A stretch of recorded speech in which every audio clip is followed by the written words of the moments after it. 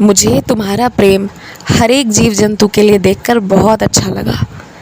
जैसे तुमने कल प्रार्थना की जिस घायल जंतु के लिए, ये देखकर मुझे समझ में आया कि तुम सच में दिल से मुझसे प्यार करते हो। भले ही तुम कुछ जीव जंतुओं को देखना पसंद नहीं करते या डरते हो, लेकिन कहीं ना कहीं तुम सभी में मेरे दर्शन करते हो। तभी तो किसी को भी तकलीफ़ होती है तो उसे कष्ट ना हो, ऐसी प्रार्थना तुम मुझसे कर रहे हो। इतने कोमल मन से तभी कोई प्रेम कर सकता है, तभी कोई विनती कर सकता है जब वो मेरे होने का एहसास हर एक इंसान, हर एक जीव जंतु, हर एक स्थिर, हर एक चलने वाली चीज़ में करता हो। तुम सच में मेरे बहुत प्यारे, बहुत निराले भक्त हो। तुम पर तो देवी देवताओं की सभी की बहुत कृपा है। तुमने अपने कमरे में जो तस्वीर लगा रखी है ना, उसे तुम मत हटाओ। अगर तुम्हारा मन है कि तस्वीर रखना है, तुम तस्वीर अभी रखो। लेकिन अगर तुम्हारा मन है कि तस्वीर हटाना है तो फिर हटा दो। तस्वीर को लेकर तुम्हारे मन में असमंजस था कि क्या करना है, क्या नहीं करना है। हर एक तस्वीर को देखने की अपनी अपनी दृष्टि होती है। कोई उदास मन से देखना चाहेगा तो वो तस्वीर में उदासीनता लगेगी।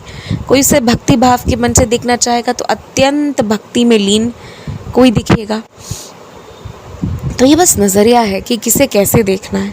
लेकिन अगर कोई भी तस्वीर या घर पे रखी कोई भी सामान के होने के वजह से ज़रा भी उदासीनता महसूस होती है, भले ही वो उस सामान से नहीं, दिमाग के खेल से हो रहा हो, लेकिन फिर उसे हटा दो। कल जो तुम्हें स्वप्न में दर्शन हुए थे मेरे, और बहुत थोड़ी सी जो तुम्हें झलक मिली थी, उतना ही दर्शन तुम्हारे लिए लिखा था और उतना ही दर्शन तुम्हारे लिए ज़रूरी था। और मेरे दर्शन ना तुम्हें किसी विशेष कारण से या कोई जवाब देने के लिए नहीं मिले थे। मेरे दर्शन तुम्हें सिर्फ इसलिए मिले थे कि अगर मेरे दर्शन मिले हैं तो तुम्हारी रक्षा होगी, यही कारण था। और तुम्हारी रक्षा भी हुई। मैंने तुम्हें कोई भी गलत चीज़ से, कोई भी खतरनाक चीज़ से बहुत दूर रखा, इसीलिए तुम्हें मेरे दर्शन मिले थे। जब मेरे दर्शन मिलने से मैं क्या बोल रहा हूँ, क्या नहीं बोलना चाह रहा, कोई अर्थ समझ नहीं आया ना, तो इतना समझ लेना कि मेरी रक्षा के लिए साईं आए थे मेरे पास और उन्होंने मेरी रक्षा कर ली। मेरा उपस्थित हो जाना मतलब रक्षा हो जाना। किसी से भी बहुत ज़्यादा नज़दीक मत आओ। बहुत ज़्यादा घरेलू बातें और सारी बातें मत खोल कर रख दो। जिस दिन अपनी सारी कहानी रख दोगे और जिस दिन सामने वाले को सब पता चल जाएगा ना, फिर वो सुनकर अगले की कहानी सुनने निकल जाएगा। इसीलिए कुछ कहानियाँ अपने अंदर ही होनी चाहिए। इसलिए नहीं कि किसी को रोकना है, बल्कि इसलिए कि कल को कोई तुम्हारी कहानी सुनकर जाकर उसे तोड़ मरोड़ कर दूसरों को ना सुना दे।